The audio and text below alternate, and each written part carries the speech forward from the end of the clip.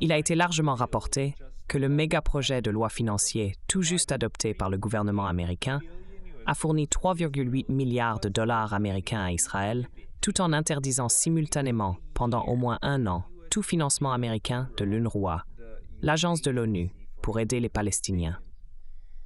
Cela en soi pourrait déjà suffire comme preuve que les États-Unis sont complices du génocide accéléré contre les Palestiniens à Gaza. Cependant, le projet de loi comprend encore plus d'avantages pour Israël, qui dans leur totalité sont tout simplement stupéfiants. Je remercie mes deux fournisseurs d'informations, Joe Duane et Sean Whitbeck, d'avoir travaillé cela et de l'avoir diffusé. Passons en revue les 10 passages qui couvrent Israël de tout ce qu'il convoite. Premièrement, le projet de loi interdit tout financement américain de la Commission internationale d'enquête de l'ONU sur l'occupation illégale du territoire palestinien par Israël.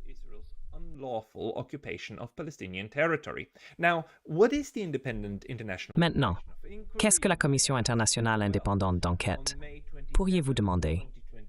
Eh bien, le 27 mai 2021, le Conseil des droits de l'homme de l'ONU a tenu une session spéciale sur la grave situation des droits humains dans le territoire palestinien occupé, y compris Jérusalem-Est, et a adopté une résolution assurant le respect du droit international des droits humains et du droit international humanitaire dans le territoire palestinien occupé, y compris Jérusalem et Israël.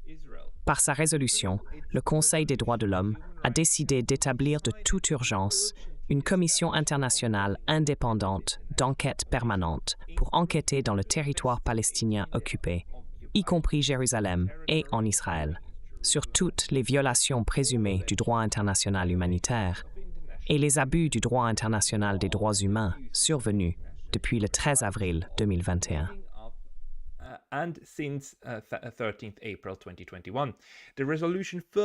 La résolution a en outre demandé à la commission d'enquête d'investiguer toutes les causes profondes sous-jacentes des tensions récurrentes, de l'instabilité et de la prolongation des conflits, y compris la discrimination systématique et la répression fondée sur l'identité nationale, ethnique, raciale ou religieuse. La commission d'enquête est mandatée pour rapporter au Conseil des droits de l'homme et à l'Assemblée générale sur une base annuelle. Cette enquête sur les preuves factuelles de violation des droits humains internationaux et d'abus et de violation du droit humanitaire international est maintenant officiellement privée de financement par le gouvernement des États-Unis. Deuxièmement, le projet de loi prive également de financement le Conseil des droits de l'homme de l'ONU lui-même, à moins que l'organisation n'abandonne toutes les enquêtes sur les violations des droits humains par Israël.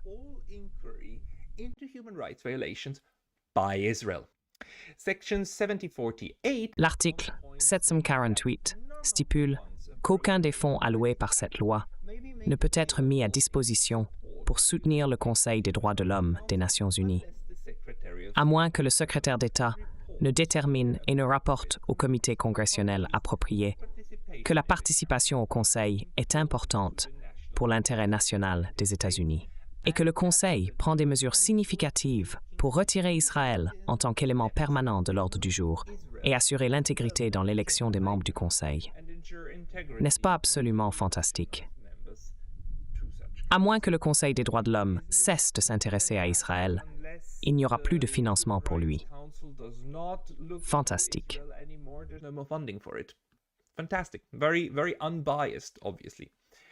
Très impartial, évidemment. Troisièmement, le projet de loi exige de toute organisation internationale, département ou agence recevant des fonds américains de démontrer qu'elle prend des mesures crédibles pour combattre le biais anti-israélien. La section 7048A mentionne à nouveau qu'au plus tard 120 jours après la date d'entrée en vigueur de cette loi, le secrétaire d'État doit rapporter au comité des appropriations si chaque organisation, département ou agence recevant une contribution des fonds alloués par cette loi sous l'intitulé « Contribution aux organisations internationales » et « Organisations internationales et programmes » prend des mesures crédibles pour combattre le biais anti-israélien. C'est dans le projet de loi. C'est dans le projet de loi. It's in the bill. It's in the bill. Quatrièmement, le projet de loi interdit le financement de tout soutien à l'État palestinien, sauf sous confirmation du département d'État américain, c'est-à-dire que le gouvernement remplit des conditions spécifiées, y compris qu'il coopère avec les organisations de sécurité israéliennes appropriées et d'autres organisations de sécurité appropriées. Pas d'État pour la Palestine, à moins qu'Israël en soit satisfait. Cinquièmement, le projet de loi interdit tout soutien à la Corporation de radiodiffusion palestinienne en vertu de la section 7038. Le projet de loi stipule qu'aucun des fonds appropriés ou autrement rendus disponibles par cette loi ne peut être utilisé pour fournir de l'équipement, un soutien technique, des services de conseil ou toute autre forme d'assistance à la Corporation de radiodiffusion palestinienne.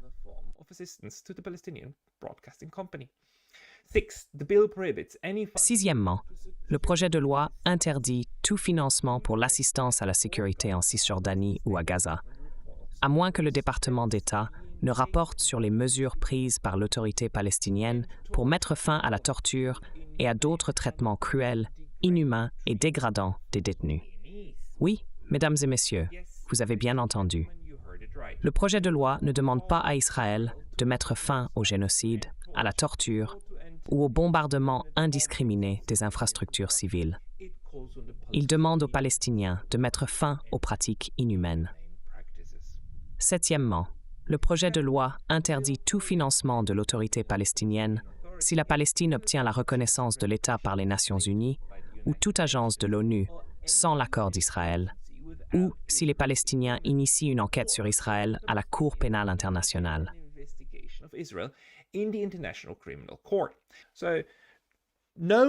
Pas question d'examiner les crimes israéliens. Il n'y a pas de crime israélien. Et si quelqu'un ose même penser à lancer une quelconque enquête, tout le poids des États-Unis s'abattra sur lui. Aucun financement pour de telles activités. Huitièmement, le projet de loi prolonge les garanties de prêt existantes pour Israël, qui devaient expirer en 2028, en vertu de la loi sur les crédits supplémentaires d'urgence en temps de guerre, jusqu'au 30 septembre 2029. Un an de plus d'argent gratuit pour Israël. Voilà. Neuvièmement, le projet de loi accorde 3,3 milliards de financement militaire étranger à Israël, à disperser dans les 30 jours. Cette section mérite vraiment d'être citée longuement.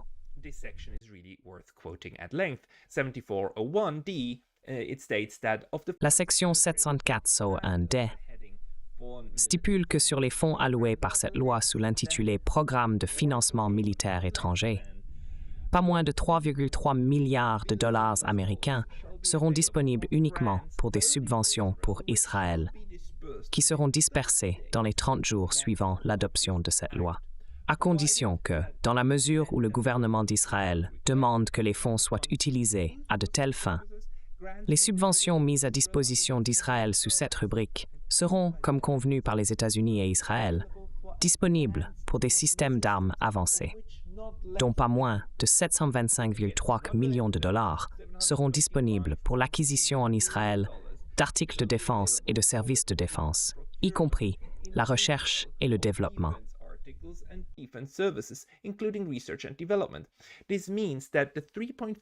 Cela signifie que les 3,3 milliards de dollars peuvent être utilisés pour acheter des systèmes d'armement pour n'importe quel but qu'Israël désire. Mais 725 millions de dollars sont spécifiquement réservés à être dépensés à l'intérieur d'Israël pour ses opérations militaires domestiques, systèmes d'acquisition, pour ses entreprises domestiques qui produisent des armes et des bombes, et pour la R&D domestique afin de produire plus de bombes et de morts pour les Palestiniens. Parce que qui voudrait qu'Israël dépende des États-Unis pour tuer? Il est nécessaire d'aider Israël à fabriquer plus d'armes eux-mêmes pour être indépendant des États-Unis.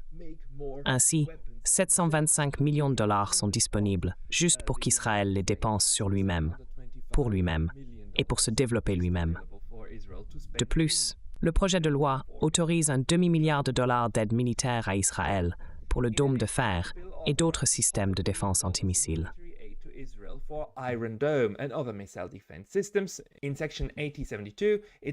Dans la section 8072, il est stipulé que sur les montants alloués dans cette loi, sous les intitulés Achat défense globale et recherche-développement test et évaluation défense globale, 500 millions seront pour les programmes coopératifs israéliens. Cela signifie qu'en plus des 3,3 milliards, un autre demi-milliard est rendu disponible juste pour le dôme de fer. Après tout ce qui est dans ce projet de loi, et je vous le rappelle, ceci est la volonté des législateurs des États-Unis et portera la signature du président des États-Unis, le pouvoir exécutif.